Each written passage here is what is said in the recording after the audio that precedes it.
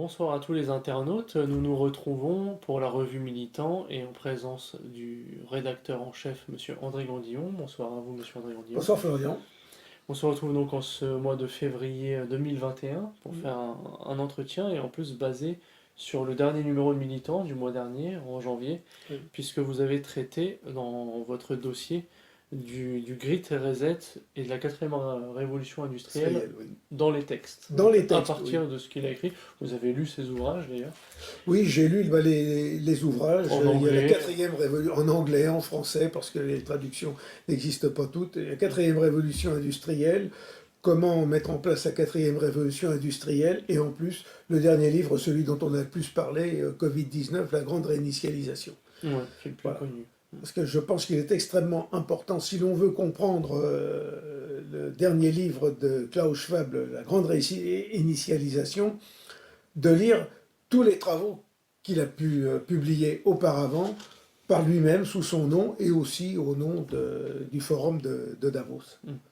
Vous m'avez dit d'ailleurs que, en quelque sorte, il avait, lui qui fréquente, bon, à Davos, c'est tout un réseautage et tout ça. Vous dites qu'en quelque sorte, il a synthétisé tout ce qui pouvait s'y dire. Oui, Klaus Schwab, par le forum de Davos, se trouve à la confluence de différents milieux, des milieux intellectuels, des milieux économiques, des milieux financiers et aussi des milieux entrepreneuriaux, ce qui lui permet de synthétiser nombre de sources, d'informations, et en gros, en quelque sorte, de se faire le porte-parole d'intérêts particuliers, qui sont essentiellement les intérêts des grosses sociétés industrielles et aussi les intérêts d'États. Oligarchie, aussi. Et en gros, de ce que l'on peut appeler l'oligarchie mondialiste. Voilà. L'oligarchie mondialiste qui comprend inévitablement des intellectuels, mais aussi des financiers, des industriels, et aussi des hommes d'État qui sont parfois le relais des groupes d'intérêt économiques. Et vous m'avez dit aussi, c'est important donc d'allier un petit peu ces différents ouvrages, parce que bon, le Davos existe depuis une quarantaine d'années maintenant. Lui qui était un vieux croulant était plein d'énergie avant. Ouais. Hein. Il est né en 38. Il est né en 38. Il est né en 38, oui. Il est né en 38. Et alors, vous dites ouais, qu'il faut un peu allier ces deux ouvrages, par exemple, entre Grit Reset et Révolution industrielle, puisque l'un est plutôt destructeur, quoi, enfin, le fait de réinitialiser, Oui. alors que l'autre propose un projet, quoi. Lorsque vous prenez ces trois livres, la quatrième révolution industrielle, l'autre comment traiter la révolution industrielle, façonner l'avenir. Le titre exact de ce livre-là, Shaping the quatrième révolution industrielle, c'est tout simplement façonner l'avenir de la quatrième révolution industrielle. Ça va avec l'expression new normal, normal, là ils disent la nouvelle normalité et tout ça. Voilà. Et lorsque vous voyez ces ouvrages, il a d'abord écrit la quatrième révolution industrielle, puis comment façonner la quatrième révolution industrielle. Et dans ces deux ouvrages-là, il présentait un certain nombre de problèmes liés à cette quatrième révolution industrielle qui porte essentiellement sur une phase nouvelle, très active, de la substitution de la machine à l'homme. Avec les risques que cela entraîne pour l'économie globale, c'est-à-dire, d'une part, un risque de baisse des taux de profit, donc de la rentabilité des entreprises, et ensuite, la création d'un volant de chômeurs extrêmement important qui peut à terme entraîner évidemment des révolutions populaires et mettre à bas le système économique. Donc dans ces deux ouvrages-là, il présente les différentes solutions qui peuvent se poser, les problèmes, en gros, pour employer un mot moderne, la problématique de cette quatrième révolution industrielle, et miraculeusement, pourrait-on dire, la crise du Covid provoque l'occasion d'enclencher, de mettre en place les éléments qui vont permettre de résoudre cette quatrième révolution industrielle. Alors on va vous dire dans l'intérêt des peuples, mais essentiellement dans l'intérêt de l'oligarchie mondialiste et des possédants pour employer. Oui, lui voilà. il dit renforcer la gouvernance globale. Quoi. Alors renforcer la gouvernance globale. Alors il y a une chose, un point de le vocabulaire que je voudrais préciser, c'est lorsqu'on nous parle de gouvernance globale, ce n'est pas un gouvernement mondial. Il y a une différence extrême. Il y a une logique financière à dire gouvernance. La gouvernance, lorsqu'on parle de gouvernement, c'est que vous avez une idée politique, c'est-à-dire que à l'origine vous avez une idée philosophique, une idée métaphysique, une idée religieuse, vous avez un but à afficher, tandis que quand vous parlez de gouvernance, c'est laisser la place à la technique, laisser la place aux experts pour guider les choix des responsables politiques. Ouais, c'est le big data. Voilà, autrement dit, c'est une forme de dépossession de l'homme de sa propre capacité de décision. Et c'est ce que l'on retrouve d'ailleurs aujourd'hui dans le problème de Macron. Et lorsque, avant de prendre une décision, il se réfère au conseil scientifique chargé de traiter la crise du Covid. Lui-même ne prend pas de décision, il ne fait en quelque sorte qu'avaliser, sauf dans des cas particuliers. Il semble que le troisième confinement, il l'ait repoussé de lui-même, pour des raisons politiques d'ailleurs. D'opposition entre autres. Mais en général, il se conforme aux avis d'experts. Alors, la gouvernance, c'est cela. En gros, c'est laisser la parole aux statistiques. Aux statistiques, laisser la parole aux scientifiques, aux experts, qui vont décider à la place du politique. Voilà. Donc voilà, c'est ce que je voulais préciser sur la question de gouvernance. Et puis d'ailleurs, après lui, Klaus Schwab donc, a été mêlé un petit peu à ces milieux de Bilderberg aussi. On retrouve un petit peu les mêmes structures. Il a même eu un prix décerné par Israël, je crois. Oui, alors, Klaus Schwab, est de formation scientifique, en gros, c'est un ingénieur. Il a été diplômé des universités de l'université de Genève. Il a il a fait des études aux États-Unis, à Harvard. Donc, on peut dire, c'est quelqu'un qui a été formé intellectuellement, scientifiquement, techniquement, donc qui sait de quoi il parle et se trouve donc au centre du monde économique et financier. Oui, parce qu'on peut leur prêter une certaine malveillance à ces gens-là, mais en fait, ils aiment le projet dont ils parlent. Voilà, ils aiment le projet dont ils parlent et ils sont convaincus que leur solution est la bonne.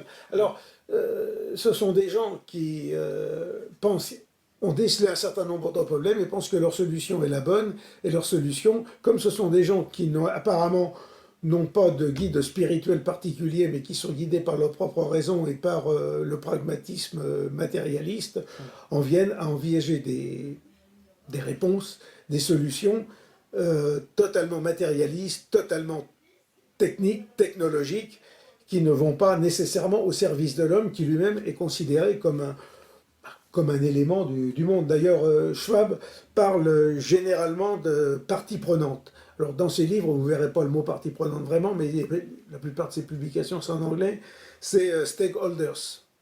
C'est-à-dire que les parties prenantes, ce sont tout simplement, comment dire, en allemand c'est die Interessanten, ce sont de considérer un ensemble de partenaires dans l'activité économique.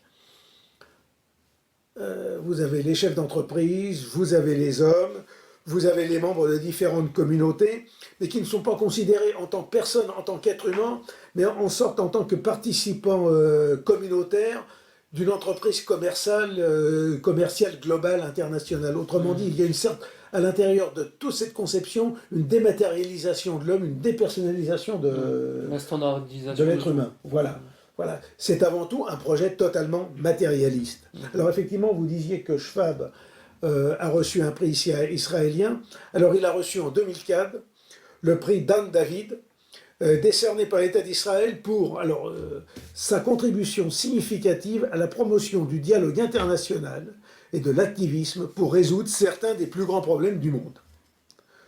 Donc, on peut dire qu'il est adoubé à la fois par le magistère spirituel mondialiste, puisque on peut quand même dire que le judaïsme politique a sa part dans le globalisme. Même si ce ne sont pas les seuls. Même si ce ne sont pas les seuls, non, mais ils ont leur part, et sans lesquels, finalement, même s'ils ne représentaient que rien du tout, ou pas grand-chose, mais sans lesquels on ne peut rien faire, si l'on peut dire.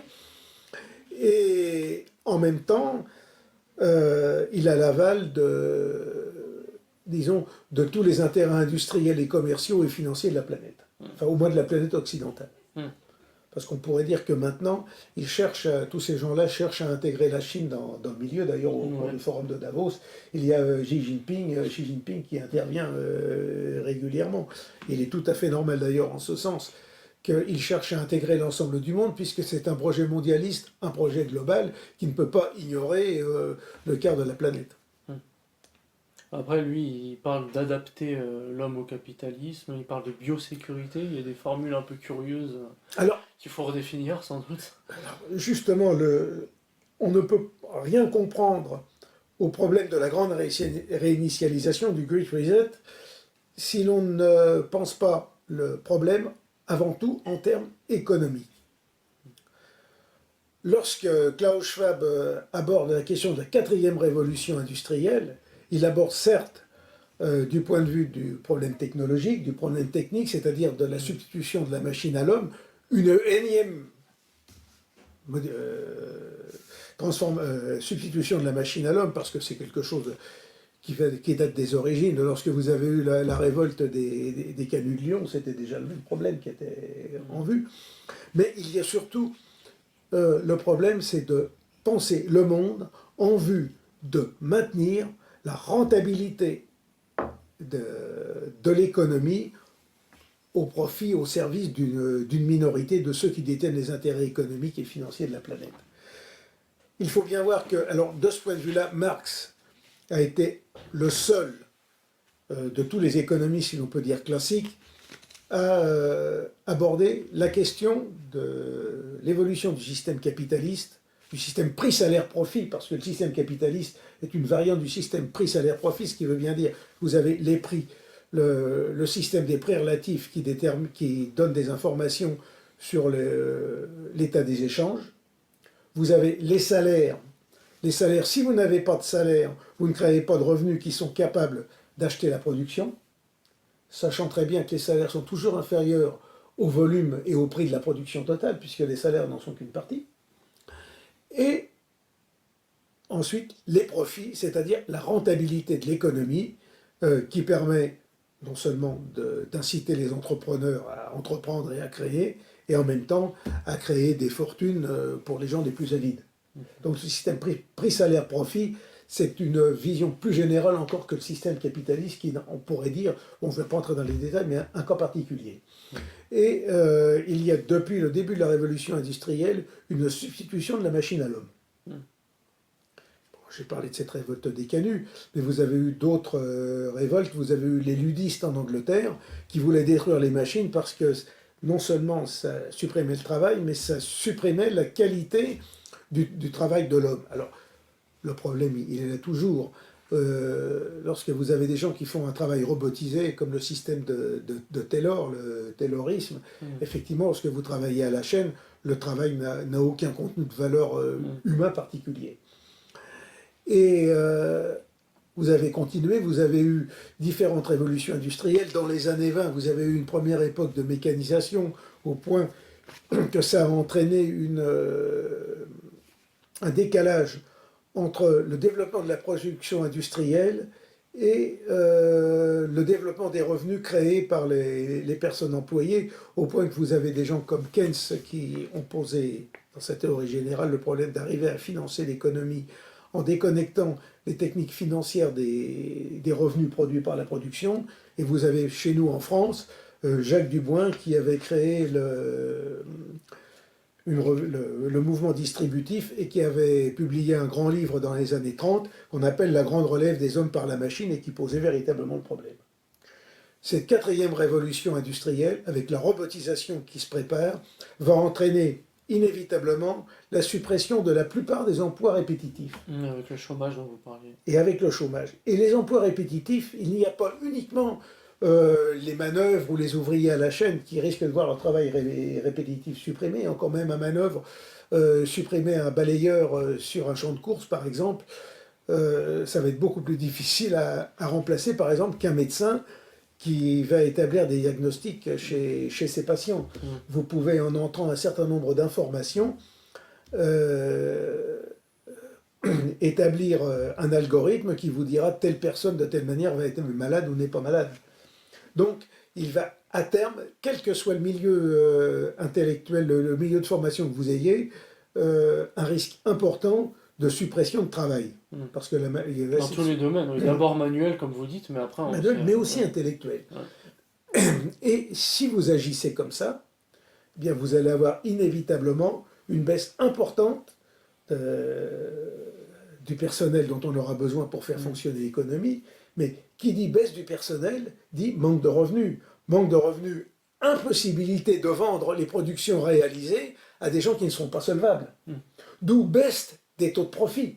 Et c'est ce que Marx expliquait, qu'avec la concurrence, le développement de l'économie, vous avez une baisse tendancielle du taux de profit, c'est-à-dire qu'une nouvelle activité qui a été créait des profits pour les premiers qui étaient là, mais ceux qui venaient ensuite progressivement annulaient le profit, et s'il n'y avait pas de nouvelles inventions technologiques qui arrivaient, eh bien le taux de profit tendait vers zéro, et c'était la ruine de l'économie. C'est ça la baisse tendancielle du taux de profit.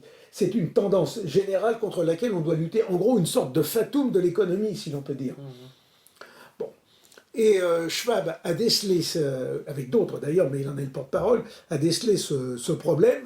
Et la question qui se pose, c'est comment éviter de bloquer l'économie, tout simplement parce que la rentabilité serait insuffisante et parce qu'il y aurait beaucoup trop de chômage.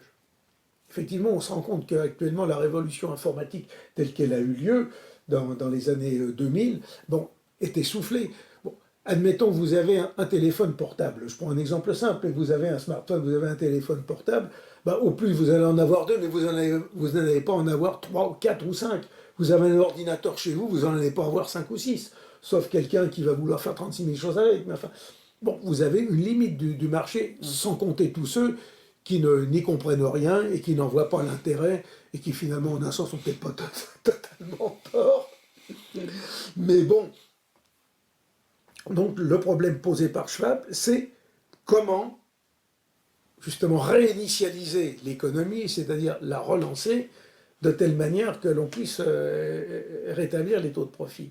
On en parlait dans la précédente vidéo, c'est que ça passe quand même aussi par le fait de détruire un certain nombre de métiers, et en l'avouant tout à fait publiquement. Oui. Quoi. Ah, mais la 3/4 de la restauration notamment. Quoi. Et les 3/4 de la restauration, oui. Ce qui est quand même détruire une chaîne alimentaire aussi derrière. Et d'autant plus que si vous détruisez la restauration... Un patrimoine culinaire. D'une part le patrimoine culinaire, mais vous avez toutes les personnes qui approvisionnent les restaurants, tous les métiers de service. Toute la chaîne, en fait. Toute la chaîne qui finit par être détruite.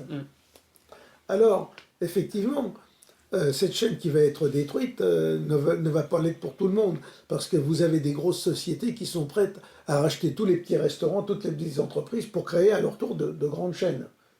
Mais avec la réduction du nombre de restaurants, peut-être que les prix pourront flamber un peu. Un peu comme les billets de transport. Quoi. Un peu comme les billets de transport. Si vous supprimez la concurrence... Ça va finir par être réservé à une certaine classe. Ça va être réservé à une certaine classe, voilà. Et donc, vous avez peut-être une question à me poser. Je disais après aussi dans tout ce contexte, parce que c'est vrai que ça pose des questions légitimes, on vit dans un monde fini et tout ça, matériellement. Et alors est-ce que le malthusianisme aussi est un de leurs principes finalement à ces gens, de réduire un peu la population mondiale? Alors il y a effectivement chez eux, bien que ça n'apparaisse pas dans le... pas directement dans sa rédaction. Ça n'apparaît pas lorsque l'on parle de la grande réinitialisation. Je crois que c'est plus public avec Bill Gates. C'est plus public avec Bill Gates, mais effectivement, le problème qui se pose pour tous ces gens-là, c'est de réduire la population d'une manière ou d'une autre. Mais ça n'apparaît pas dans la grande réinitialisation. Mais effectivement, il faut l'avoir présent à l'esprit. En tête, quand même. Il faut l'avoir présent en tête. Et nous en parlerons peut-être tout à l'heure, mais non seulement il y a cette question de prolifération de l'espèce humaine, si l'on peut dire, mais il y a aussi la création d'une humanité à deux vitesses. Oui. Dont nous allons peut-être parler tout. Oui, vous pouvez y aller. Après, c'est un peu la notion de nomenclature, hein, quoi. Oui. Alors, puisque on aborde cette question, dans le projet de la grande réinitialisation, il y a aussi qui transparaît derrière le projet transhumaniste. Mm. Et qui est lié à cette quatrième révolution industrielle. Bon. Avec le développement de l'ingénierie génétique, de toutes les techniques de manipulation de gènes et autres, on en vient à penser à créer un homme augmenté. Avec l'intelligence artificielle, c'est-à-dire on peut créer des prothèses humaines qui vont augmenter l'homme. On en parle déjà dans l'armée, les fameux cybersoldats. D'ailleurs, l'armée française s'en préoccupe très activement actuellement après d'autres sources d'armée.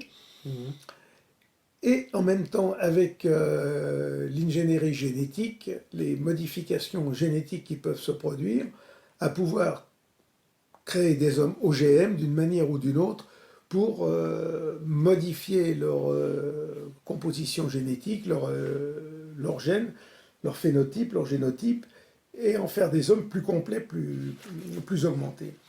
Alors justement, puisque nous en parlons, dans ce livre, celui-là, Comment façonner la nouvelle révolution industrielle, Schwab écrit « Les technologies de la quatrième révolution industrielle ne s'arrêteront pas à faire partie du monde physique qui nous entoure, elles feront partie de nous. » Et une section entière du livre est consacrée au thème « Modifier l'être humain ». Alors ça, c'est quelque chose d'extrêmement grave, parce que modifier l'être humain. Alors, on nous a appris dans le christianisme qu'il y avait le vieil homme et le nouvel homme, le paléosanthropos, le vieil homme, et puis le nouvel homme, qui était, disons, accompli à travers le christianisme, Jésus, le Christ. Converti, oui. Voilà, Jésus, l'homme véritable uni au Dieu véritable. Hein? Bon. Vero homo natus vero deo. Bon.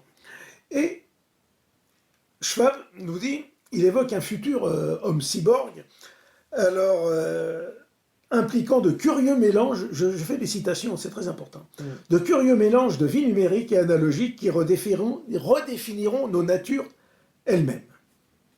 Et dans un texte qui est paru sur le Forum économique de Davos le 6 août 2020, donc le 6 août dernier, il indique « L'Internet des objets ».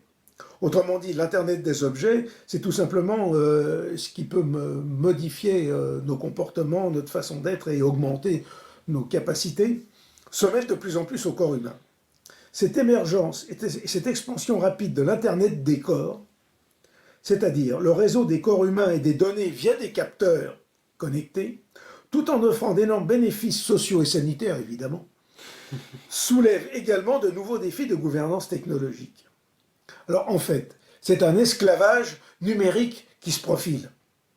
Parce que Schwab nous dit plus loin, dans un autre ouvrage, La quatrième révolution industrielle, page 121, dans un avenir proche, on verra fabriquer des bébés sur mesure, avec nombre de modifications de notre caractère humain, la suppression des maladies génétiques et l'augmentation de nos capacités cognitives. Alors, on nous fait miroiter que nous ne serons plus jamais malades et que nous allons devenir super intelligents. Mais voilà, pour y accéder, il faudra quand même faire partie des privilégiés.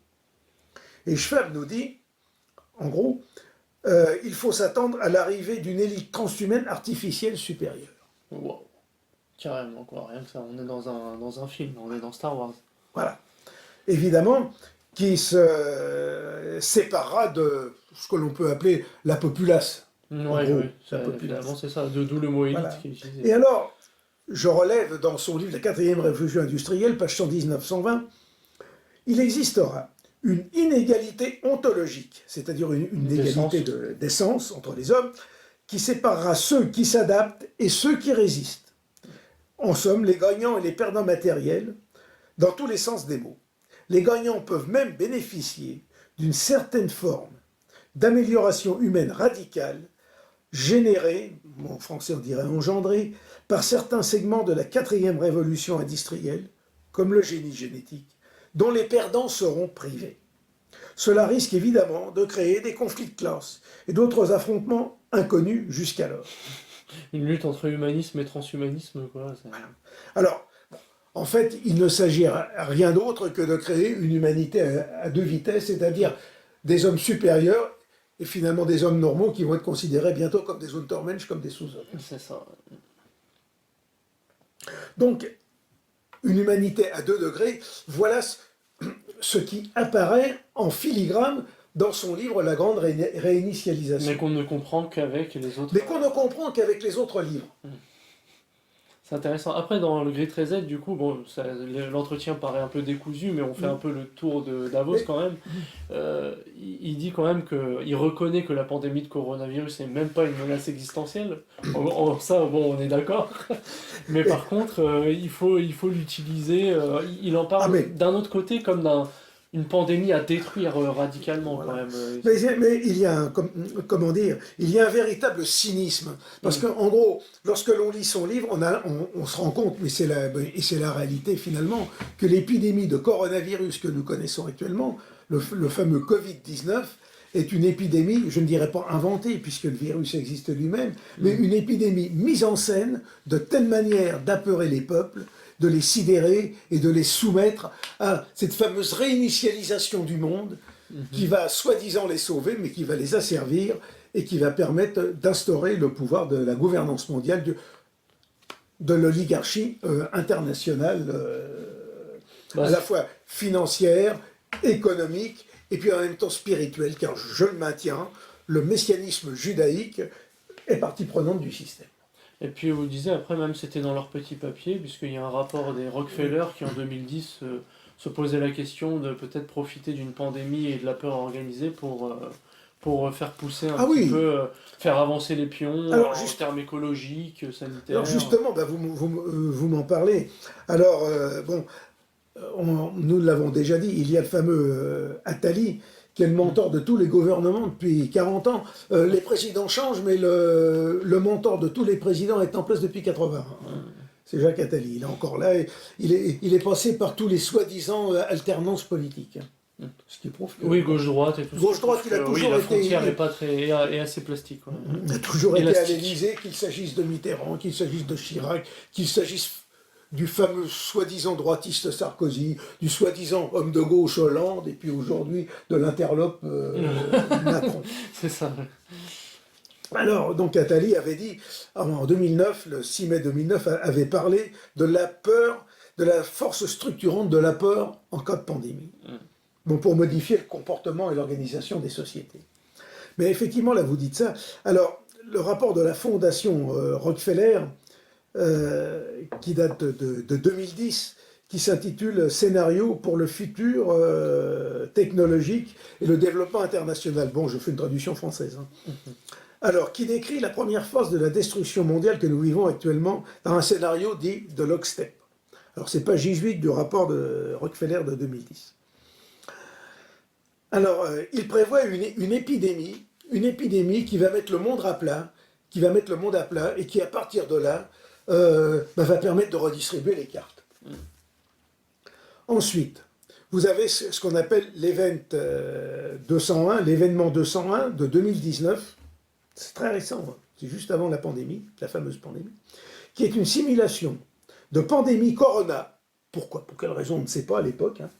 Et ses conséquences, partant de Chine, avant d'atteindre le reste du monde et parrainé par le Forum économique de Davos, la fondation Bill et Melinda Gates, le Johns Hopkins University School et le Public Health et les organes de l'ONU.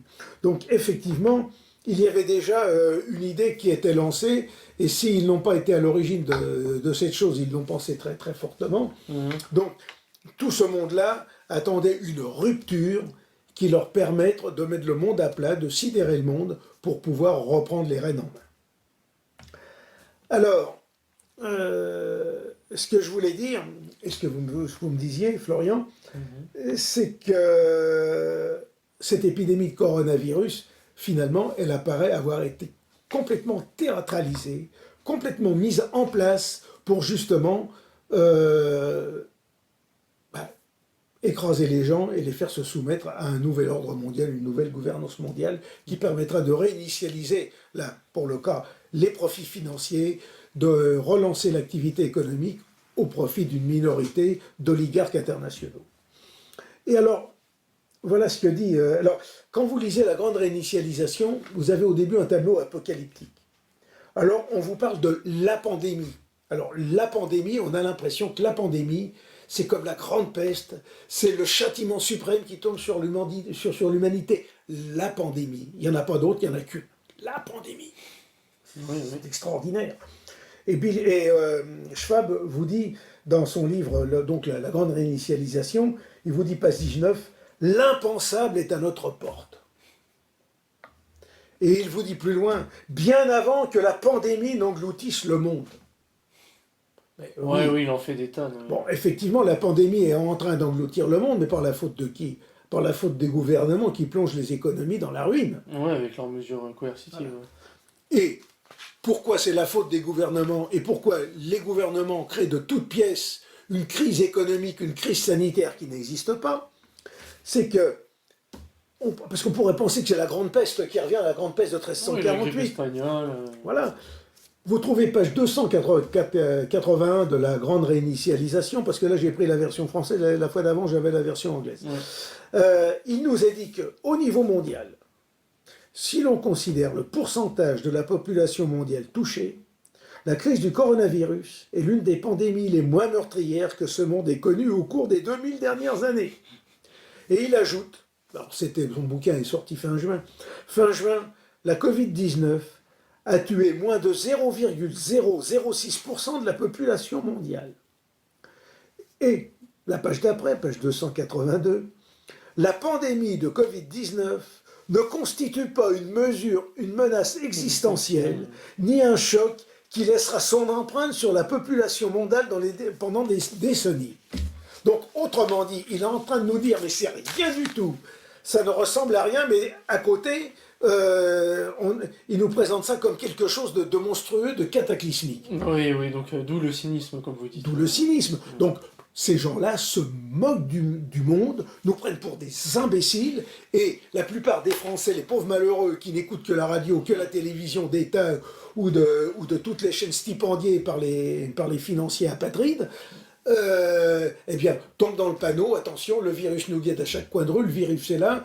D'ailleurs, la preuve que le virus est là, je vais vous dire ça en blaguant, si l'on peut dire, d'une manière ironique, dans la journée, il n'est pas dans les transports, vous pouvez aller faire vos courses, mais à partir de 6h du soir, attention, le virus sort, il est dans la rue, rentrez vite chez vous. Oui, ces mesures n'ont pas de logique. Ces mesures n'ont aucune logique. Et lorsque vous lisez sauf ça... celle-ci.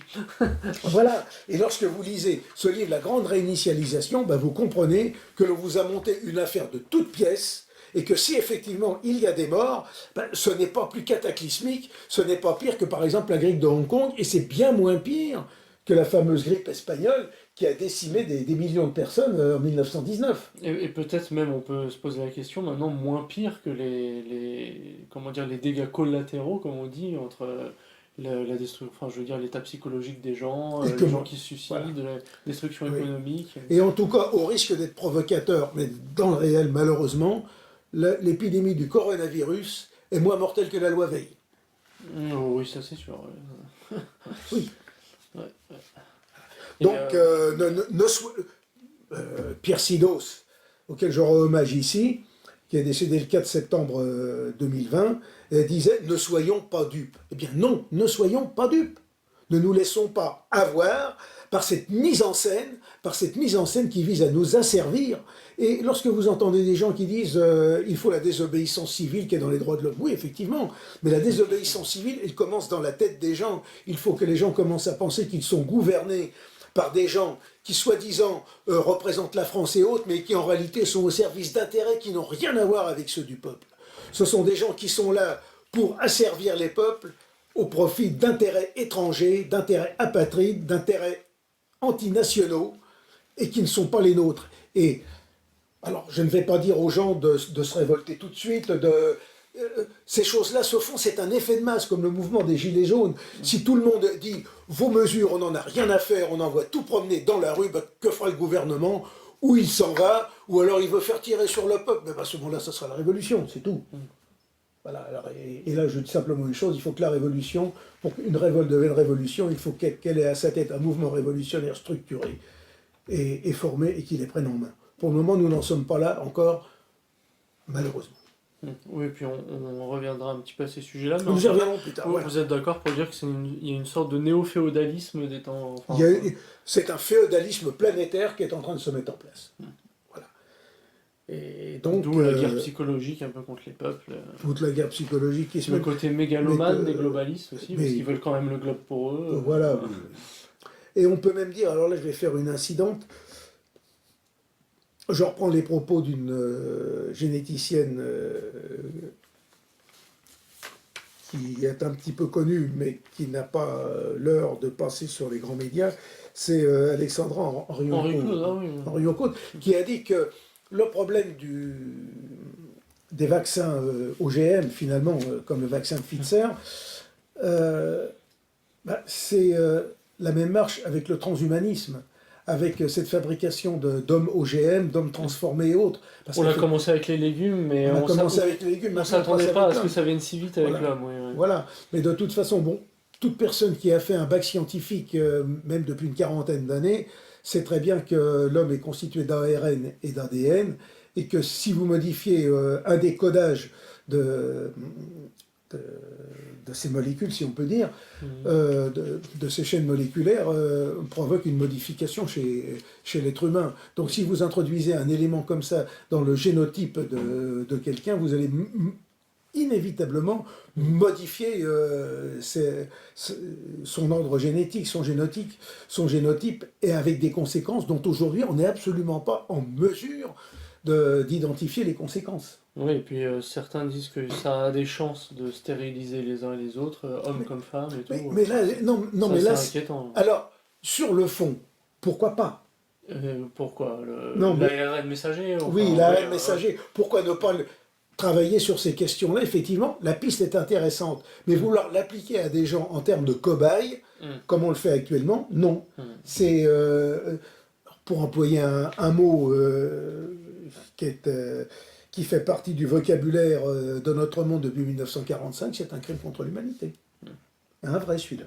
Pour le coup, ouais, là, transhumanisme d'ailleurs, Transhumanisme, ça voilà. peut te sortir de l'humanité. Hein. Voilà. Maintenant, on est déjà réactionnaire avec notre culture humaniste, non ça suffit. Oui, et puis après, il y a toutes les listes technologiques qui vont avec, qui parlent d'Internet des objets. Alors oui, c'est-à-dire que ce que l'on veut, alors là ça revient à la question de l'intelligence artificielle, c'est-à-dire que le développement de l'intelligence artificielle conduit à penser que l'homme naturel, comme nous, parce que l'homme est depuis les origines, est un homme imparfait et que les machines vont être supérieures à l'homme parce qu'elles vont compléter ou compenser ses faiblesses et ses tares. Et alors, lorsque vous entrez dans ce genre de choses, vous fabriquez une sorte de golem, si l'on peut dire, Oui. hein, dans laquelle c'est la machine qui va devenir la maîtresse de l'homme. Et derrière ce projet de grande réinitialisation, vous avez ces questions-là qui se posent. D'où d'ailleurs le fait que même Schwab lui-même dise que c'est fait pour durer des années aussi. Les gens qui croient à un retour à la normale après un seul vaccin dans 2 mois. Et mais il nous le dit clairement qu'on est parti pour des années de problèmes, de problèmes sanitaires. D'ailleurs, Jacques Attali a déclaré, je parle toujours du même, mais il faut se référer aux bonnes sources. Aux bonnes sources, qui a dit que jamais nous ne sortirons de l'état d'urgence. Il a dit textuellement. Je crois que même il avait parlé d'un 8e confinement à un moment donné dans un propos. Oui, mais... On en est même pas au 3e. Voilà. Mais vous avez, de toute façon, vous avez le Covid-19, mais vous aurez le Covid-21, 22, 23 et ainsi de suite. Covid-60. Oui, mais d'autant plus que si l'on étudie le problème, déjà un virus en lui-même est fait pour virer, c'est-à-dire pour muter. Et on sait aujourd'hui, là c'est même le professeur Raoult qui l'explique, pour à qui veulent l'entendre, que avec les médicaments que l'on emploie et les fameux vaccins qui ne sont pas des vaccins, là, le vaccin Pfizer n'est pas, et Zeneca, ce ne sont pas des vaccins, ce sont des thérapies géniques prophylactiques, si l'on veut dire. Ce sont des transferts d'ARN. Eh bien, on entraîne finalement la possibilité de faire muter plus vite encore les virus et de provoquer immédiatement ces fameux variants viraux dont on nous parle tant aujourd'hui, le variant anglais, le variant australien, le variant sud-africain, dans le variant français, et puis tous les variants qu'il peut y avoir. Alors que le vaccin russe en lui-même est un vaccin, disons, traditionnel. C'est plus pour celui chinois, parce que sur le russe, enfin oui, c'est pareil, mais certains disent que c'est peut-être, après, du coup, c'est au conditionnel, mais un effet placebo. Ce qui n'est pas plus mal, hein, comparé aux autres. Mais de toute façon, à partir du moment où là, le fameux vaccin Pfizer a séquencé des séquences très particulières de l'ARN, en gros, ils ont fait un pari en disant que c'est cette séquence-là plus qu'une autre qui va provoquer, qui provoque la maladie. Mais si ce n'est pas celle-là, le vaccin va tomber complètement à côté. Enfin bon, je ne veux pas entrer dans les débats des scientifiques qui sont 100 fois plus cultivés que moi, mais dans ce domaine, mais il suffit d'avoir un minimum de connaissances de base scientifiques dans ces domaines-là. Moi, ça remonte à mes dernières études scientifiques, ça remonte à une quarantaine d'années, mais on avait déjà les bases pour comprendre un petit peu de quoi il s'agissait. On voit très bien, disons, les grands principes. On voit très bien les grandes logiques des choses. Donc, il faut faire extrêmement attention. C'est comme le vaccin contre la grippe. Le vaccin contre la grippe, on le prévoit à l'avance contre telle et telle variante de la grippe. Mais si c'est pas ce variant-là qui va tomber cette année-là, bah, le vaccin va tomber à côté et ne produira pas son effet. C'est ça. Voilà. Et d'ailleurs aussi, bon, dans les solutions qu'ils proposent, enfin les projets qu'ils proposent, comme un peu l'effet Greta Thunberg est tombé, vous vous souvenez là, de cette jeune fille autiste qui parlait de politique verte, on va dire. Bah, la pandémie dit que Schwab dit que voilà, ça a sensibilisé le grand public sur tout ce qui est sanitaire et tous ces sujets-là, donc on va en profiter, mais à les mettre dans leur sens, parce qu'en soi, l'écologie, je pense que les réactionnaires sont pas contre, en général, on aime bien le monde agricole, donc sauf que là, ça signifie autre chose. La véritable écologie, c'est de permettre à l'homme de vivre dans le cadre naturel en respectant les lois de l'ordre naturel, de l'ordre universel. En gros, en respectant les lois de la création. Déjà, il faut poser une question à ceux qui nous parlent d'écologie, de vouloir réintroduire ou développer une économie écologique, ce qu'ils pensent par exemple de l'avortement. La plupart sont pour l'avortement. Vous avez Schwab lui-même qui vous parle d'écologie, de révolution verte, d'écologie, donc de respect de la nature, qui lui-même est pour la modification OGM des hommes. Non, ça n'a plus aucun sens. Ça n'a plus aucun sens. Ce n'est pas sérieux. Par contre, si vous lisez le grand reset là, la grande réalisation de Schwab, alors vous voyez très bien pourquoi on veut introduire l'économie verte. J'ai dit tout à l'heure que l'économie avait une baisse était toujours confrontée à une baisse tendancielle du taux de profit, parce que si jamais les secteurs économiques ne se renouvelaient pas, c'est-à-dire que si l'on ne créait pas de nouvelles activités marchandes qui permettent de réenclencher les circuits financiers, qui permettent de solvabiliser une production réelle ou artificielle, ou créer, eh bien, on allait créer des niveaux de chômage importants, donc il fallait à tout prix créer de nouveaux emplois, d'une manière ou d'une autre, de nouvelles activités, pour pouvoir faire fonctionner le système indéfiniment. Et Schwab nous lance l'économie verte qui va résoudre tous les problèmes. Alors, il nous explique pour commencer en disant que l'augmentation du PIB ne nous rend pas heureux. Alors, effectivement, le PIB, qu'est-ce que c'est? Le PIB, c'est simplement la mesure de la dépense dans un pays. Comme aurait dit Frédéric Bastiat, vous cassez un carreau, par plaisir, vous le remplacez, vous le cassez encore, vous créez de l'activité pour un vitrier, mais vous ne créez pas plus de richesse, mais seulement vous augmentez le PIB, puisque vous avez augmenté la dépense. Et il vous explique que maintenant, la grande menace pour le monde, eh bien, c'est la richesse. c'est la richesse. Alors effectivement, alors vous avez vu un économiste, il vous le dit d'ailleurs, c'est dans une déclaration du Forum économique de Davos du 21 juillet 2020, la plus grande menace désormais pour le monde, ce n'est pas le coronavirus, mais c'est la richesse. Et il cite un rapport scientifique paru, le rapport Widman et Lensen. Alors, il vous explique que ce qu'il faut, justement, c'est moins de richesse matérielle, mais plus de richesse environnementale. Et il explique la conviction que les stratégies ESG, ça c'est dans la grande réinitialisation, page 167. Alors les stratégies ESG, c'est-à-dire des stratégies environnementales, sociales et de gouvernance mondiale, ont bénéficié de la pandémie et sont les plus susceptibles d'en bénéficier davantage dans l'avenir. Les premières données montrent que le secteur de la durabilité a superformé, pardon pour le français, les fonds conventionnels au cours du premier trimestre 2020 et à court terme. Le développement de fonds de relance environnementaux pourrait engendrer jusqu'à 37 millions d'emplois favorables, et cela de manière très rentable. Nous revenons toujours à la même chose.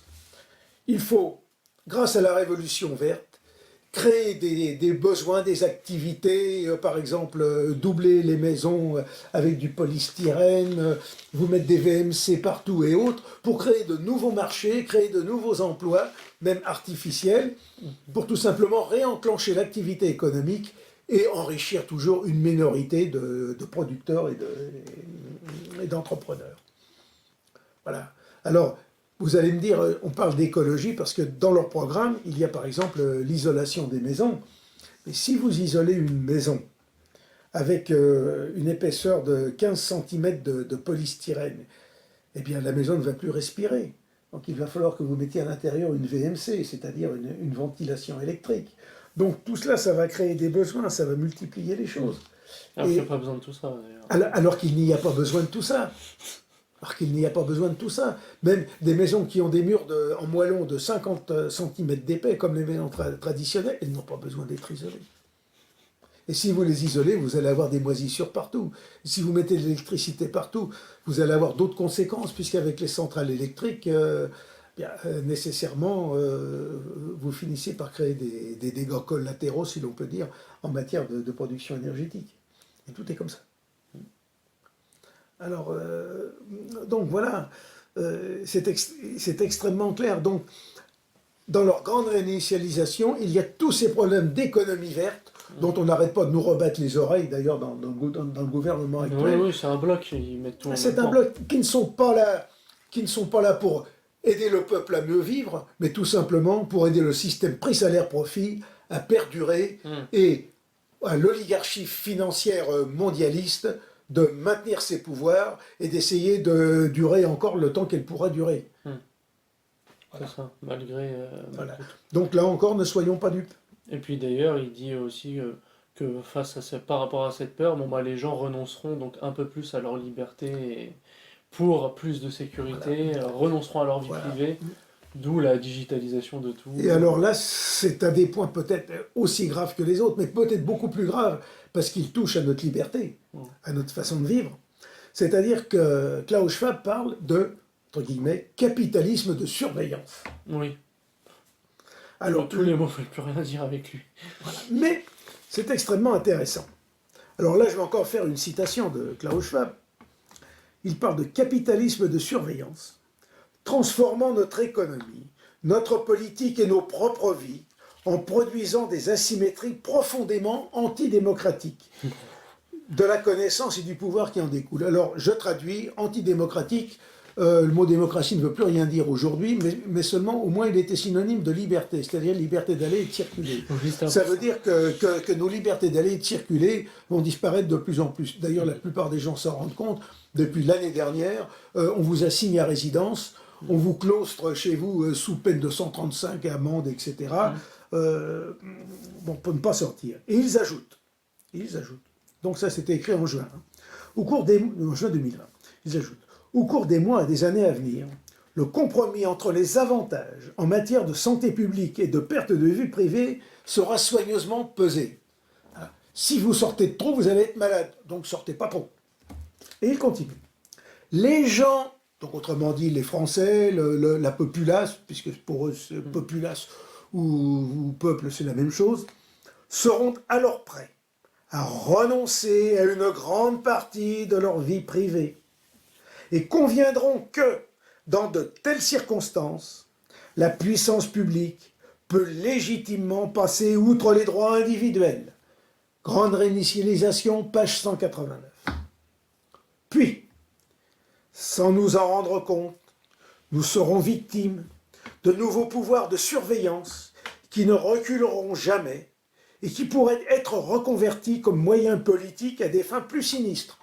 Page 190. Effectivement, alors lui, il fait semblant de le déplorer, mais ce qui est en train de se passer avec la clique Macron-Castex ou Catron-Mastex, ce que vous voulez, Véran et compagnie, c'est la même chose. Et il continue. La pandémie pourrait ouvrir une ère de surveillance sanitaire active rendue possible par les technologies digitales. Autrement dit, lorsqu'on vous parle de passeport sanitaire et autres, eh bien tout simplement, on pense qu'en vous disant attention, vous allez être malade, vous allez mourir, sauf si vous vous faites vacciner, donc autrement dit, vous vous faites inoculer un poison dans le sang, parce que finalement, en l'absence de connaissances plus approfondies, c'est du poison. Oui, c'est vrai, dans le doute, Dans le doute, c'est du poison. Si vous n'acceptez pas de vous faire marquer au fer rouge comme un esclave, eh ben vous ne pourrez plus circuler, vous ne pourrez plus faire ci et faire ça. ça. Alors, voilà. De l'intimidation, du chantage et de la discrimination sociale. Voilà. Comme il dirait, c'est antidémocratique. Et voilà. Et alors, il fait sienne une citation de l'Israélien Yuval Noam Harari, qui a écrit un livre sur le modernisme, je vous passe le titre. Nous aurons un choix fondamental à faire entre la surveillance totalitaire et l'autonomisation des citoyens. Et il conclut que les solutions technologiques proposées pour contenir la pandémie feront nécessairement passer l'état de surveillance au niveau supérieur. Eh bien donc. Autrement dit, mais là, c'est quelque chose d'extrêmement grave. Parce qu'aujourd'hui, nous voyons très bien tous ces moyens d'intrusion qui sont en train de se mettre en place. Si l'on en croit certains, les vaccins, les thérapies géniques du genre Pfizer qu'on veut nous inoculer, pourraient contenir des nanoparticules qui permettraient de nous connecter et de nous surveiller. Pourquoi pas par un Samsung, ouais. Oui, mais... Alors, ou la 5G. Mais le problème, c'est que technologiquement, c'est faisable. Alors qu'il le fasse actuellement ou qu'il ne le fasse pas, c'est autre chose. Mais c'est techniquement faisable. Et autrement dit, lorsque vous mettez en place ce genre de choses, ben vous aliénez totalement la liberté de l'homme et vous transformez l'homme en véritable machine, en véritable robot. Alors, c'est scandaleux, c'est criminel. Mais pire que tout, si on supprime le libre arbitre de l'homme, parce que finalement, on en arrive à cela. Oui, on en est là. Si on arrive à supprimer finalement l'homme en tant qu'être responsable, créé à l'image de Dieu, eh bien tout simplement, ces gens-là qui veulent lancer ce genre de choses vont détruire l'espèce humaine et vont eux-mêmes se détruire. C'est ce qu'ils n'ont toujours pas compris. Oui, c'est ça qui est bizarre. Ils n'arrivent pas à comprendre que lorsqu'ils vont contre l'ordre naturel, ils sont en train eux-mêmes de se tuer, et comme diraient d'autres, déjà pour commencer de se tirer une balle dans le pied, mais ils sont en train de se tuer eux-mêmes. Et alors ils pensent peut-être que grâce aux nouvelles technologies sanitaires, ils vont pouvoir durer 1000 ans en se faisant greffer qui a un rein, qui a un cœur, qui a un mâchoire, enfin un deuxième cerveau et je ne sais quoi d'autre. Ils s'imaginent des trucs, Est-ce qu'ils oublient une chose? C'est que la science a au moins montré une chose, c'est que la Terre, elle était mortelle elle aussi, et puis que même si ils vivent aussi longtemps que la Terre, encore 4 ou 5 milliards d'années, si on nous dit, ils finiront par disparaître avec elle quand le Soleil va devenir une géante rouge. Mais ça, ils ne veulent pas le comprendre. Nous avons affaire à des malades mentaux. Oui, pour le coup, c'est un peu psychopathe. Ça. Ce sont des psychopathes. D'ailleurs, dans cet ouvrage, entre autres, même les interventions de Davos, il a tendance à dire aussi que voilà, il y a identité humaine et identité technologique. Il faut qu'elles ne fassent qu'un, quoi. Donc, il le dit. Identité humaine. Voilà. Donc, fusionner l'homme avec la machine. Et d'un autre côté, enfin, c'est très inquiétant, hein, tout ça. Voilà. Nous avons affaire à des malades mentaux. Nous avons affaire à des psychopathes. Alors. Lorsque j'emploie le terme de psychopathe ou de mégalomane, certaines personnes pensent que j'exagère ou que j'emploie des mots exagérés. Hein. Mais non, c'est la réalité. Nous avons affaire à des psychopathes, à des malades mentaux, à des fous dangereux, des genres de docteur Folamour, pour reprendre le film qui a plus d'un demi-siècle maintenant. Et avec, on disait le fait que les mots n'ont plus aucun sens, il a employé aussi l'expression de cyberpandémie. Alors on se demande ce que ça veut dire, et en fait ça serait comme en quelque sorte un accident technique électrique qui ferait qu'on ne pourrait peut-être plus alimenter comme avant les foyers, soit en électricité, soit en internet, soit en... Ah mais bien sûr. Oh, bah alors là, je vous assure. Mais là il part loin, hein. Quand il sort ça, on a l'impression que c'est un plan sur la comète. Oui, oui. Remarquez, je veux simplement vous dire une chose, que bientôt on n'ait plus d'électricité avec leurs éoliennes qui fonctionnent que lorsqu'il y a du vent et qui ne fonctionnent pas Ça quand va il y a pas du aller très vent. loin. Ouais. Ça va pas aller très loin. D'ailleurs, on nous avait déjà prévenu. Les progressistes, ils sont pas si... Non, mais on nous avait déjà prévenu là, au mois de décembre que s'il y avait un hiver extrêmement froid, il faudrait rationner l'électricité parce qu'on risquait d'en manquer. Bah, c'est ça. Il ne faudrait pas se chauffer l'hiver. Il ne faudrait pas se chauffer l'hiver, non. Ouais. Mais on va retourner à une nouvelle barbarie. Oui, oui. Bah, vous avez un philosophe, Michel Henry, qui avait publié un livre sur la barbarie en 1987. Je souhaite à toutes les personnes qui s'intéressent à ces questions caractère philosophique de le lire. Je me souviens plus de l'auteur, mais il y a un titre de livre aussi, La civilisation du couvre-feu, je crois que c'est sorti en 2003. Et il disait, je me marre en pensant, bon il était âgé, il savait qu'il allait mourir avant, et il dit, dans 20 ans, en plus il dit, il est pas loin, il dit, je me marre en pensant dans 20 ans au fait que, bon, je le dis un peu familièrement, mais en pensant que vous allez être cloîtrés dans vos murs et que vous aurez le droit peut-être de sortir une fois par semaine. Oui, nous n'en sommes pas loin. Ouais. Alors, en puissance pour l'instant, c'est vrai qu'on est qu'au prologue. Quoi. Voilà, on est qu'au prologue, et je pense qu'actuellement les gouvernements essayent de... Je pense que ils testent tout le monde, ils ont des sortes de capteurs sociétaux pour voir comment réagit le peuple et puis voir comment... L'expérience voilà. sociale, oui, plus que de la surveillance de virus. Parce qu'il y a un point qu'il faut quand même aborder, je ne dirais pas pour finir, mais enfin, pour voir le fond de l'affaire, c'est que nos mondialistes, nos apprentis sorciers ont une peur bleue, c'est la révolte des peuples. Oui, oui, c'est vrai que ça c'est leur bête noire, c'est amusant. Ouais. Schwab, vous l'avez dit dans le précédent entretien sur Great Reset, voilà, il cite explicitement le nationalisme. Oui. Et bien qu'il donne l'exemple Black Lives Matter, ce qui est très mauvais, c'est plutôt Gilets jaunes ou quelque chose comme ça. C'est plutôt Gilets jaunes, parce que Black Lives Matter, finalement, c'est simplement une révolte de tous les bobos, de toute cette bourgeoisie. Pas mal blanche d'ailleurs. Pas mal blanche d'ailleurs. Qui est heureuse de se mortifier, de s'auto-flageller, pour dire, ah oui, nous les vilains blancs, les ceci, les cela et autres. Mais le fond de l'affaire, c'est que ils le disent eux-mêmes, le problème, c'est le réveil des nationalismes. Et effectivement, si les peuples se révoltent, et dit, mais on en a assez de vous tous. On ne veut pas de ça. On ne veut pas de ça, on n'en veut pas. On n'en veut pas. Il risque d'avoir, comme aurait dit mon vénéré père, une course à l'échalote, quelque part. Hein, on va leur courir après. Hein, bon. Et alors, c'est pour ça que Klaus Schwab s'en inquiète fortement et dit dans son livre « La 4e révolution industrielle », il est extrêmement important. Alors, j'en reviens, il a dit dans page 84-85, dans la grande réinitialisation, les dangers sont la révolte des peuples. Et avec page 283, je cite, le risque très réel que le monde de demain soit plus divisé et nationaliste. Page 283. Et alors, il cite, dans la 4e révolution industrielle, je cite un passage, il dit que pour remettre justement, éviter un tel passage, il faut créer un récit cohérent et positif et commun aux hommes qui expose les opportunités et les défis de la 4e révolution industrielle. Un tel récit est essentiel si nous voulons responsabiliser un ensemble diversifié d'individus et de communautés et d'éviter une réaction populaire contre les changements en cours. 4e révolution industrielle, page 20. Ce livre. Il explique clairement les choses. On pense au Capitole et tout ça. Donc, autrement dit, il va falloir endoctriner les gens. Il va falloir comme on disait en 14, pratiquer un bourrage de crâne extraordinaire pour que les gens, justement, ne puissent pas penser, acceptent, en gros, de se faire enfermer pour leur bien. De subir des tortures, des souffrances, mais c'est pour leur bien. C'est ça. Donc attendons-nous dans les semaines, les mois, les années qui viennent à une déferlante de propagande sur les médias.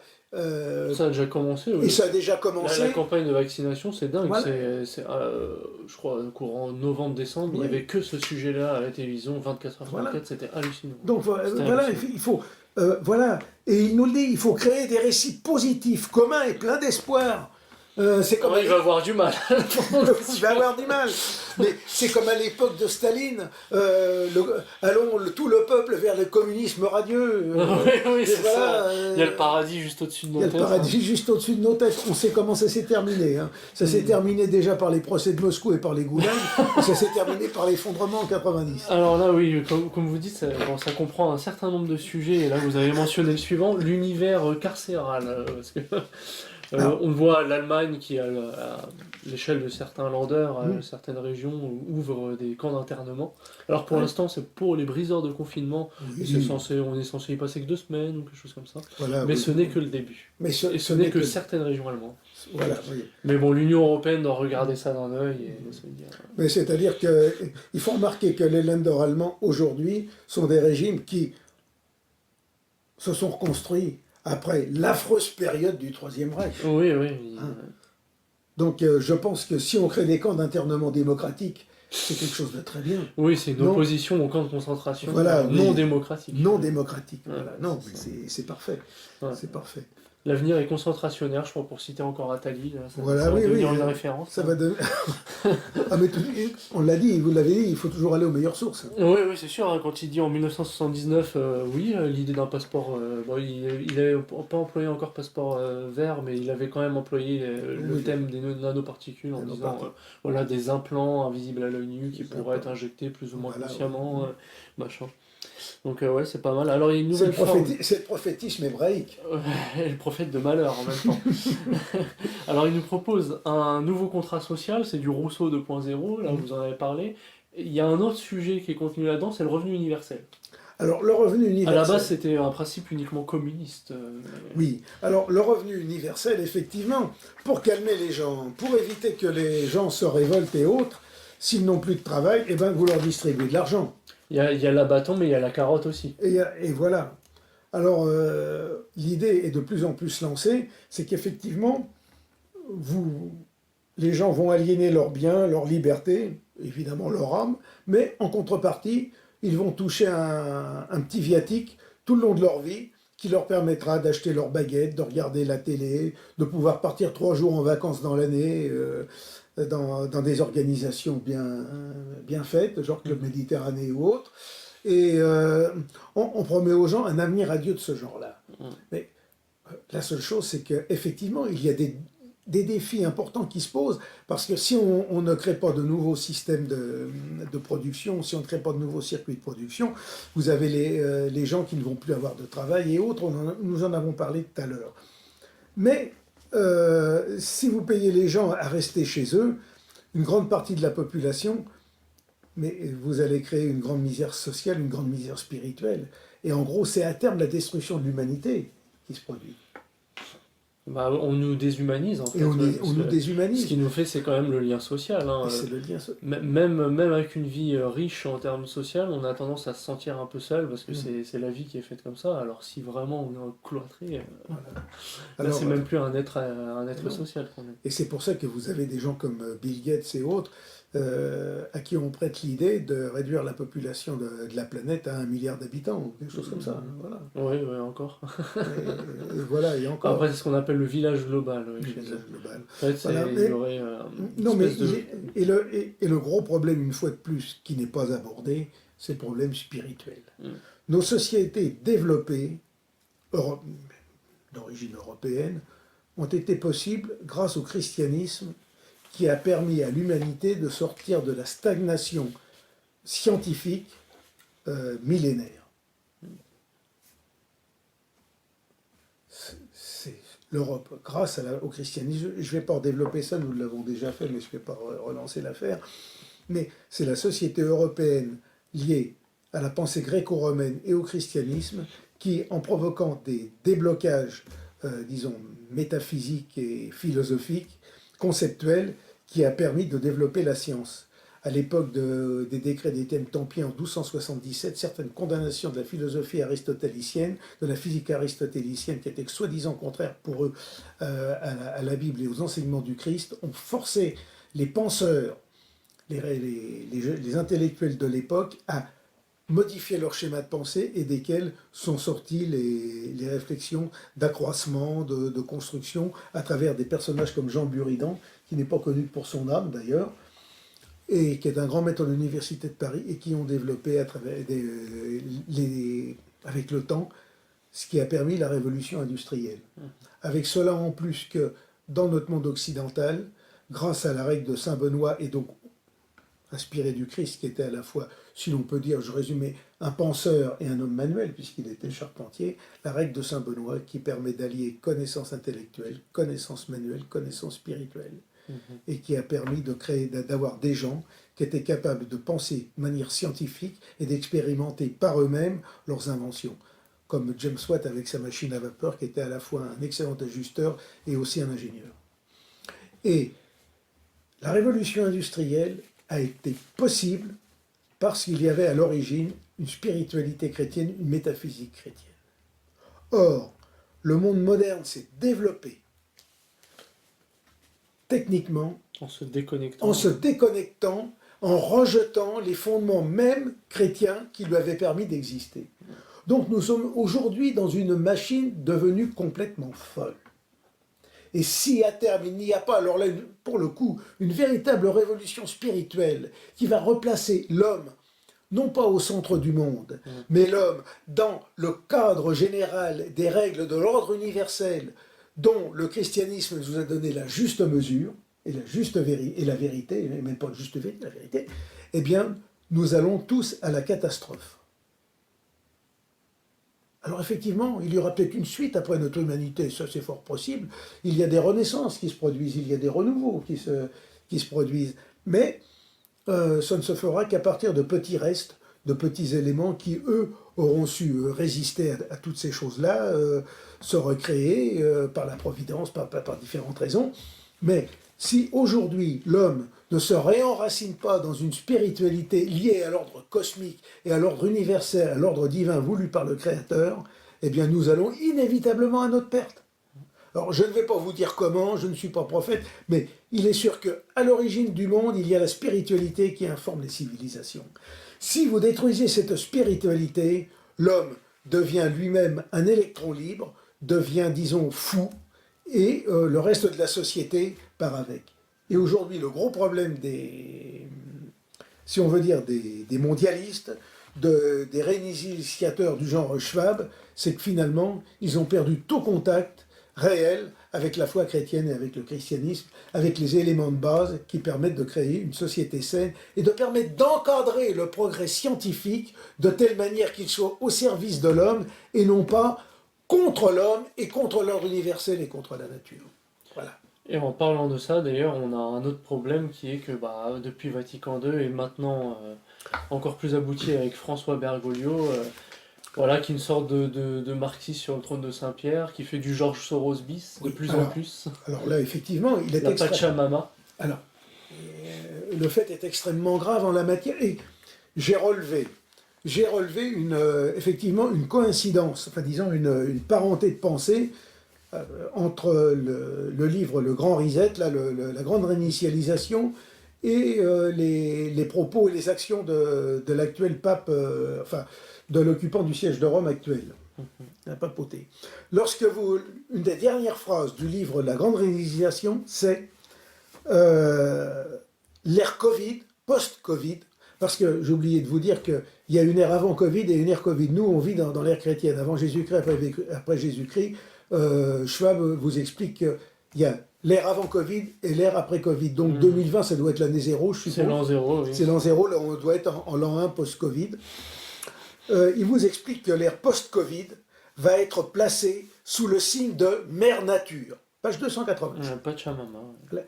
Bah, c'est rien d'autre que la fameuse, oui, comme vous dites, la Pachamama. Et alors, on se rend compte que le pape François, le Bergoglio, le 4 octobre 2019, a participé ou assisté à un acte d'adoration idolâtre de la déesse païenne Pachamama à Rome, et que le 7 octobre, l'idole en bois de la Pachamama a été placée sur l'autel principal de la basilique Saint-Pierre. Donc c'est quelque chose de... Oui, sur un autel, il y a un autel catholique, il y a la présence réelle, il n'y a pas une idole, il n'y a pas n'importe quoi. Hein, ça n'existe pas. Et en plus, dans son encyclique Fratelli Tutti, qui est paru il n'y a pas longtemps, le pape encourage une mystique de la fraternité universelle, mais déjà Benoît XVI en avait parlé. Benoît XVI, dans une de ses encycliques, avait parlé d'une gouvernance mondiale. Ce qui m'avait beaucoup surpris à l'époque pour un pape que nous disait plus traditionnaliste que d'autres. Il en parle. Et, depuis Jean 23, oui, c'est un peu dans les papiers. Et la mise en place, et il demande la mise en place d'une gouvernance mondiale plus efficace. Rappelez-vous ce que j'ai dit tout à l'heure sur le sens de gouvernance mondiale.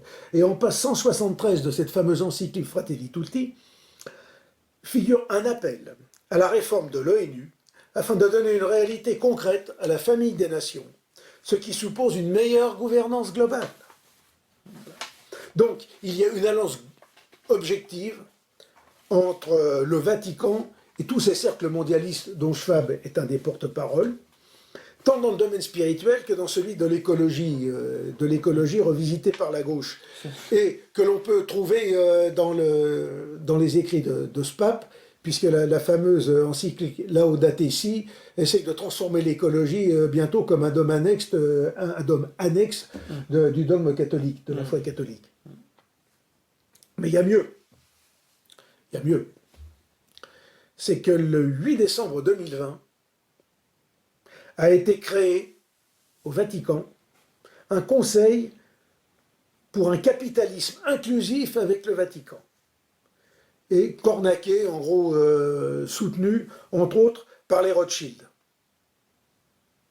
Et il s'agit d'une organisation mondiale à but non lucratif, établie sous les auspices du Vatican pour la supervision morale du pape, selon les termes officiels. Donc, autrement dit, alors on peut se poser une question.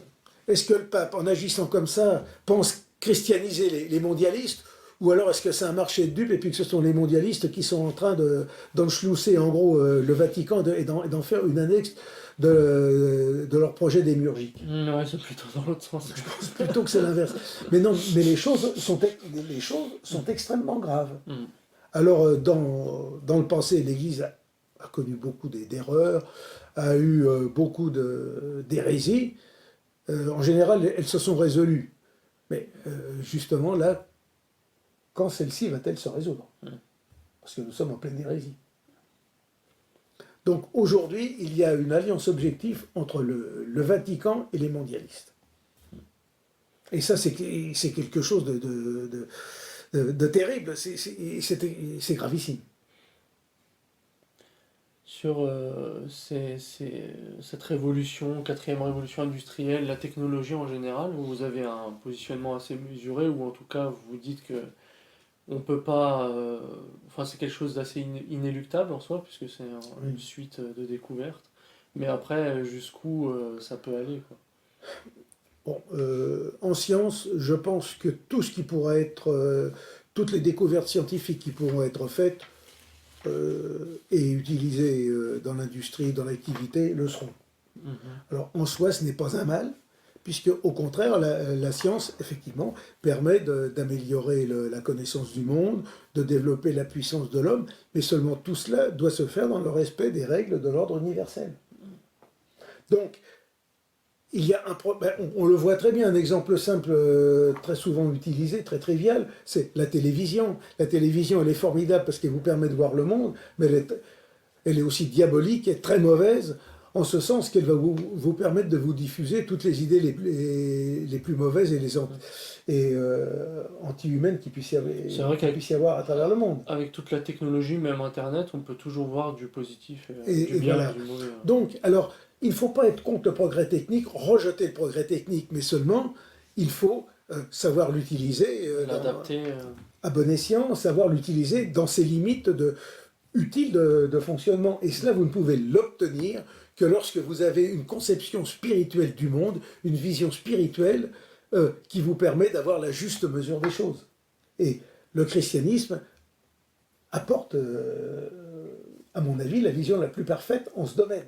Parce que dans une société très chrétienne, j'imagine, bon déjà les modifications du génome humain seront tout à fait refusées là. Ce serait Ça, c'est refusé. quelque chose Ou alors si ça existe, c'est vraiment dans des domaines très précis. Je veux Oui, dire. oui, Mais pour ce n'est peut-être pas, éventuellement soigner ou mais voilà. oui. Ce n'est pas à tout vent. Mm. Ça ne se fait pas à tout vent. Dans une société chrétienne, ça ne se fait pas. Dans une société chrétienne, vous n'auriez pas l'avortement, le meurtre des enfants. Vous n'auriez pas l'euthanasie légalisée pour les anciens. Mm. Donc, des techniques qui existent ne seraient utilisées que dans des domaines très précis, très particuliers, et d'autres seraient véritablement interdites parce qu'elles vont contre l'homme. Oui, c'est quand même abominable à maintes égards, l'air de rien. Ce que l'on oublie dans notre société, c'est qu'il y a, à l'origine de toute chose, il y a un fondement spirituel qui est développé par, disons, un groupe élitiste formé à cette spiritualité et qui développe tout un bouillonnement spirituel, un bouillonnement philosophique, un bouillonnement intellectuel et qui débouche sur une société brillante qui permet comment dire, de développer toutes les potentialités contenues dans la nature humaine. Mm-hmm. Voilà. Et aujourd'hui, le problème de fond reste un problème spirituel. Dans un monde entièrement matérialiste, fondé uniquement sur le fait que la raison humaine est le critère fondamental de tout, la raison humaine qui s'auto-justifie, qui s'auto-absout, eh bien c'est un monde qui conduit à sa ruine, c'est un monde satanique, c'est un monde faustien qui ne peut que disparaître. Bah, il est tellement antinaturel qu'il peut aussi s'effondrer sur lui-même. Mais bon, ça a l'air de prendre du temps parce que les injections de multimilliardaires le maintiennent. Oui, bien sûr, mais vous savez. Des gens. Vous savez, comparaison n'est pas raison, mais ça permet de mieux comprendre les choses. Mm-hmm. Vous aviez Lénine, alors on passe de Dieu à Lénine, mais bon, mais Lénine avait dit dans une conférence à Zurich, je ne me trompe pas, le 20 février 1917, à des jeunes socialistes suisses, « Oh, vous savez, nous autres, les vieux révolutionnaires, ne verrons pas l'accomplissement de la révolution socialiste que nous attendons tous. Ce n'est pas pour notre génération. » 3 jours après,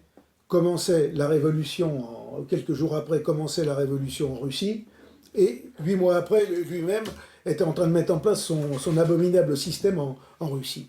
Bon. Mais avant 14, quelqu'un qui aurait dit au mois de juin 1914 que 4 ans plus tard, l'Empire austro-hongrois n'existe plus, que Guillaume II serait en exil et que le tsar ne serait plus de ce monde, et que l'Empire ottoman aurait complètement disparu, on lui aurait dit, mais bon, vous êtes bien gentil, vous êtes un doux rêveur. Un peu comme nous, si en 2018 on avait dit que 2 ans on serait enfermé pour et voilà, donc rien n'est impossible, et tout désespoir en politique, pour reprendre Maurras, est sottise absolue. Non, ouais, le découragement, il faut jamais, il faut limite continuer à vivre normalement tout en étant conscient de tout ça. Voilà, mais seulement il faut avoir une bonne analyse des choses, ne pas être dupe, et surtout avoir une foi chevillée au corps, ne rien lâcher, ne rien concéder, et contre vent et marée, tout faire avec les moyens dont on dispose pour former des gens autour de soi, pour constituer des petits noyaux, des petits restes, des éléments à partir desquels on va pouvoir ensemencer l'avenir. Voilà le travail que nous avons à faire. Mais surtout, ne soyons pas dupes, formons-nous, instruisons-nous, et lorsque nous partageons entre nous des idées très proches, ayons au moins la charité de ne pas nous chamailler pour des virgules mal placées ou des mots mal compris. Et d'ailleurs, face à notamment la censure des GAFAM, dont on n'a pas parlé explicitement, vous proposez notamment dans le dernier éditorial de s'organiser en dehors du système. Alors, effectivement. Contrairement à Effectivement, nous nous rendons compte que progressivement, disons, la fenêtre d'ouverture de liberté d'expression de l'Internet est en train de se fermer. Il est donc extrêmement important, sachant très bien que progressivement nous sommes retirés des différents réseaux sociaux. Notre confrère Rivarol lui-même a disparu de YouTube, je crois. Oui. Eh bien, il faut penser à nous organiser de telle manière que nous puissions diffuser nos idées, nous retrouver entre nous, indépendamment de tous les systèmes existants actuellement. Nous devons être, comme disait Mao Tse-tung, des poissons dans l'eau. Mais aujourd'hui, des poissons dans l'eau trouble d'un système perverti. Alors, je dis ça aujourd'hui, ça paraît totalement peut-être illuminé, ça paraît extrêmement difficile à réaliser, mais dans l'immédiat, n'attendons pas de résultats mirobolants de ce genre de choses, mais seulement il faut poser le problème.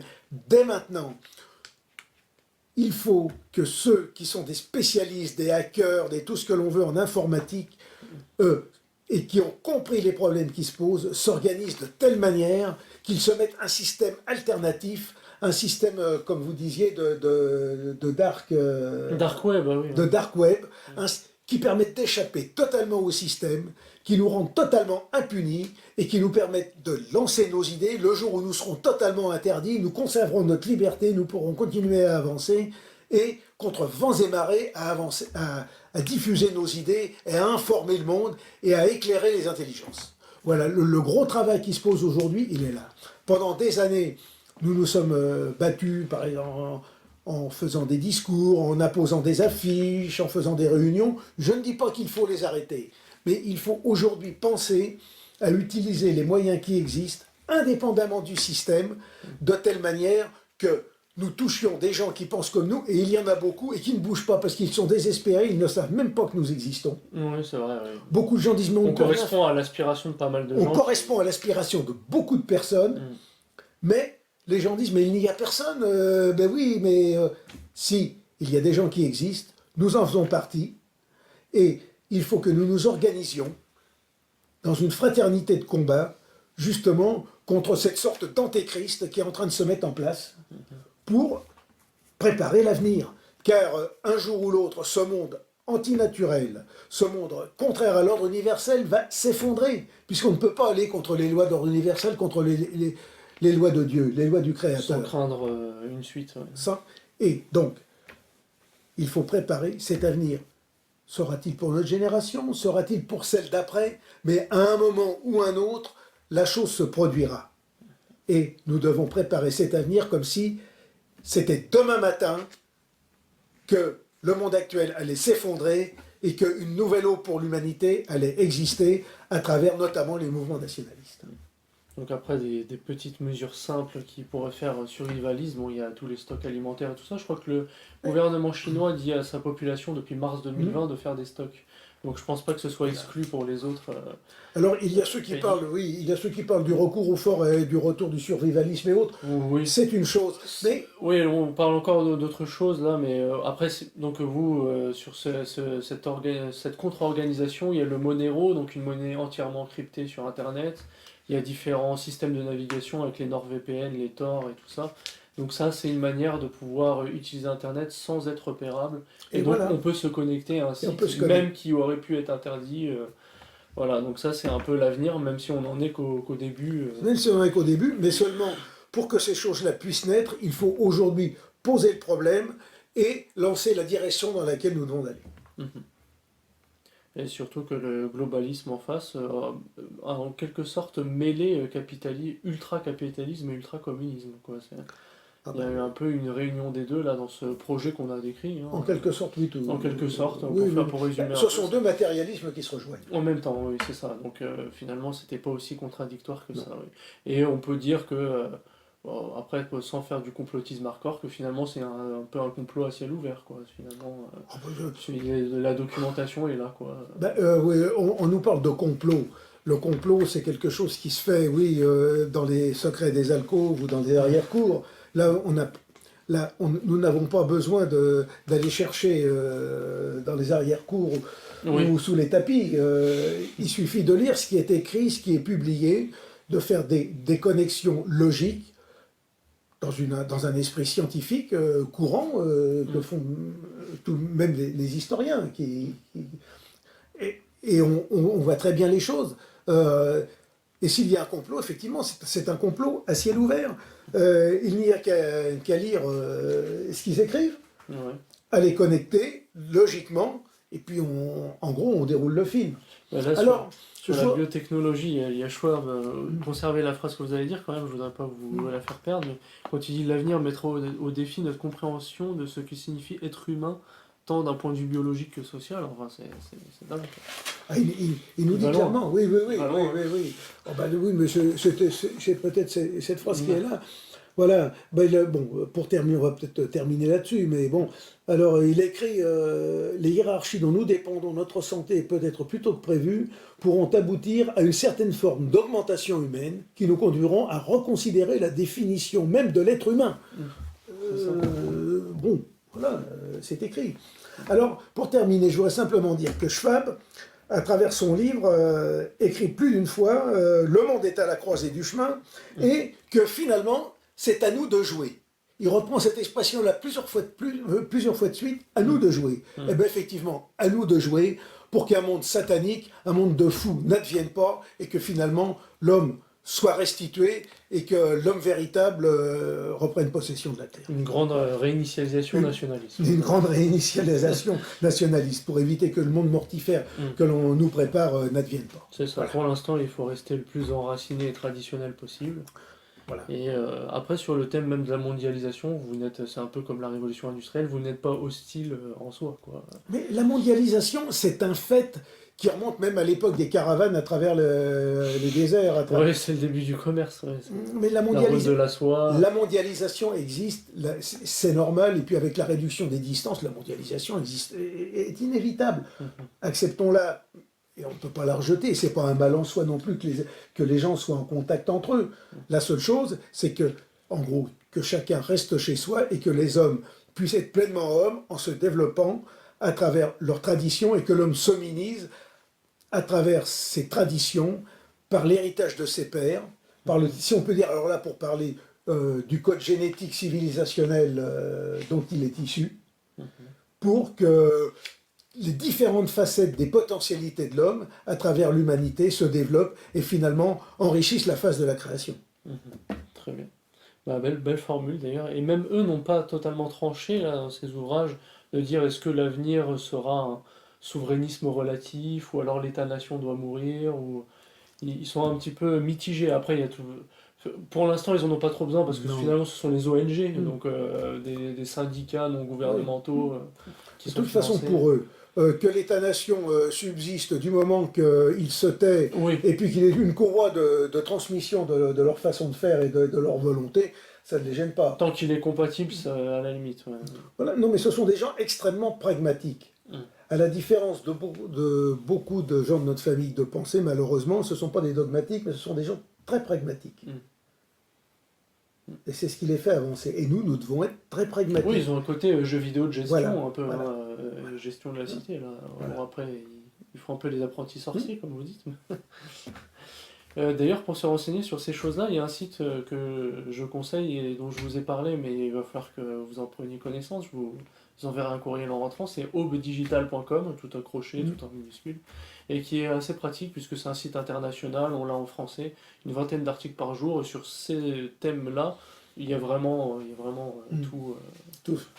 Après, ils sont peut-être un peu trop trumpistes ou des choses comme ça, et je sais pas trop d'où vient la tendance, mais bon, c'est intéressant. Je vous remercie. Et puis après, on peut terminer en recommandant quand même la revue. Alors oui, la revue Militant, donc c'est une revue qui est dans sa 53e année. Vous pouvez vous y abonner pour 6 mois d'essai à 25 €. À l'année, 59 €. Abonnement renforcé, 82 €. Et vous pouvez nous écrire, alors boîte postale militant, boîte postale 154, 75 463, Paris CEDEX 10, ou aller tout simplement sur les sites de la revue Militant, alors c'est revue-militant.fr.